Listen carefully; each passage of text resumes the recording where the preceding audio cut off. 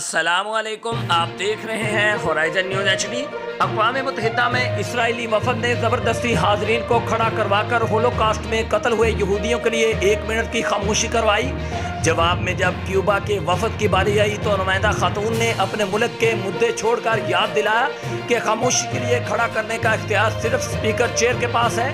اسرائیلی وفد نے حد سے تجاوز کیا ہے اور میں اس کے جواب میں تمام حاضرین سے درخواست کرتی ہوں کہ وہ بھی کھڑے ہو کر 1 منٹ کی خاموشی ان فلسطینی مسلمانوں کے لیے اختیار کریں جو اسرائیلی جارحیت و بربریت کا نشانہ بنے ہیں۔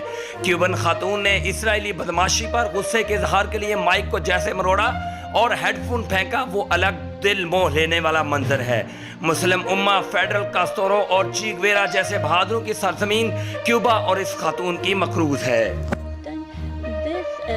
Committee does not take any decisions concerning measures against Israel nor against the Jewish people. I think that is turning this meeting into a politicized circus.